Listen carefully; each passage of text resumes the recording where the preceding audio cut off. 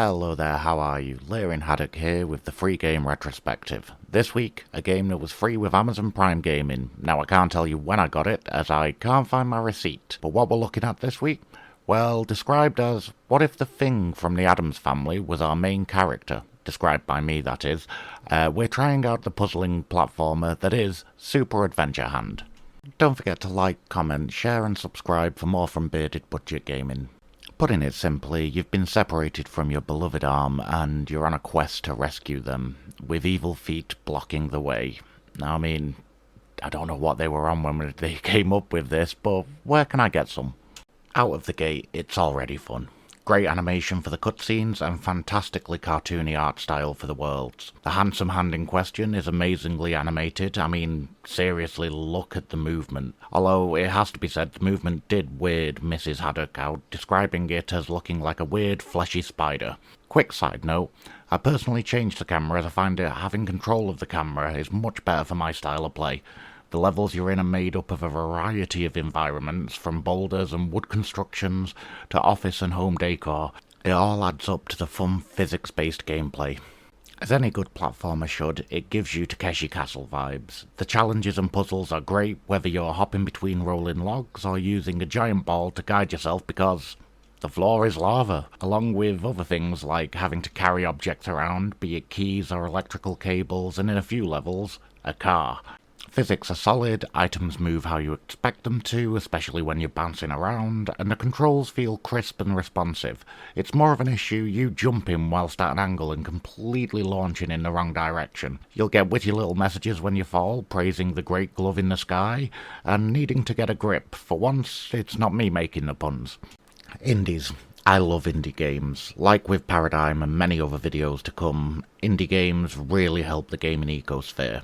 Without the limitations of a major studio, whether it's executives interfering or chasing trends, changing a game's core features on the fly as it's got to hit a magic number of sales.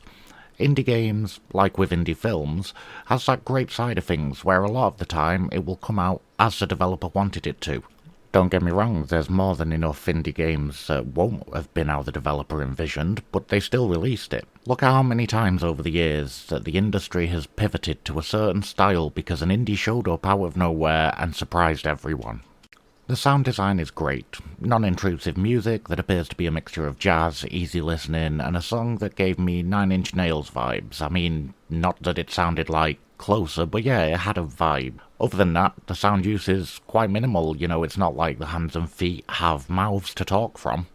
With great additions within levels, it keeps the challenges going, whether you're guiding mini hands to espresso cups, or you're wearing a foot disguise, which, to be honest, looks like chicken skin and designed like it's been stolen from a pair of Buffalo Bill's Toesy socks. I mean, look at it. To be fair, it's part of the reason that I like this game. There's an unnerving grossness to it. I mean, look at how the hand moves. This, with some additional humour from your hand when you die, it does mean I found it a really enjoyable playthrough. In regards to its length, it's 50 levels, so not overly long. You're looking at maybe 8 to 10 hours to complete, but the fun I had with this game, I'm likely to go back to it and try and improve my times, gain some extra achievements. The fact that it doesn't take 30 minutes to an hour to complete a level, looking at more like 4 minutes on the slower side of things, you'll be more than happy to load it up and crawl through a number of levels. Well, there we have it. A shorter episode this week, but to be fair, in my defense, it's a pretty short game.